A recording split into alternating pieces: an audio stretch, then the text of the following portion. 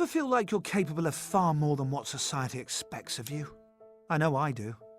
Remember being a teenager and school being less about a passion to learn and more about getting good grades?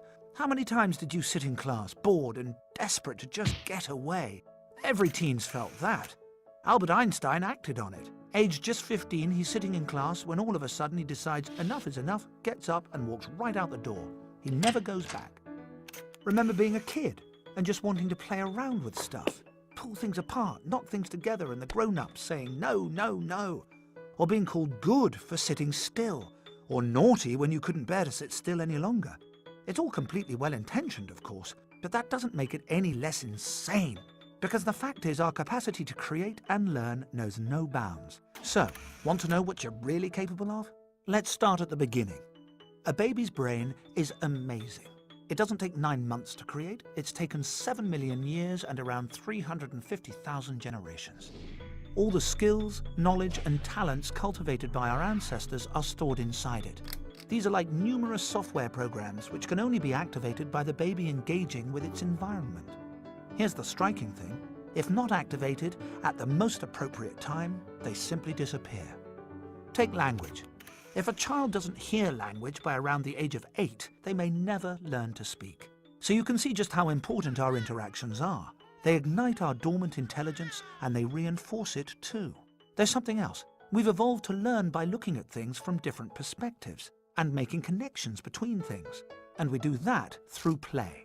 So wouldn't it be amazing if we bore all this in mind when raising kids? Letting them play when they're little and when they're older too?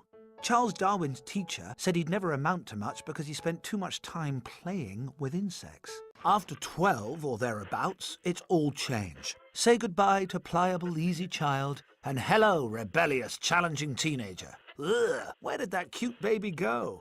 Ah well, let's have another look at that brain. See what's happening? Loads of the connections made through childhood are breaking up and reforming. From around the age of about 12 through to 20, the equivalent of an earthquake takes place in a young person's brain. No more going along with what the grown-ups say. The adolescent brain needs to go its own way. Oh no, say parents. Oh yes, say evolutionary scientists. Because if we hadn't developed this urge to do things differently, we would never have made it this far. Up until about 60 or 70,000 years ago, it was fine for children to grow up like their parents. But then along came the last ice age. Thank goodness for the handful of our ancestors who chose to break away from their doomed parents, freezing to death in the ancestral caves. They built rafts and set off across the ocean, hoping to find a place with a warmer climate. Critically, this made risk-taking the essential feature of adolescence.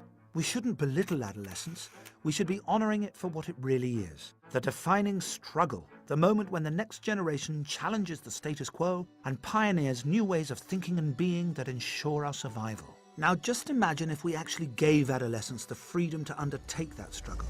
Rather than force them to sit passively in class, how about trusting that their earlier clone-like learning now enables adolescents to spread their wings and work things out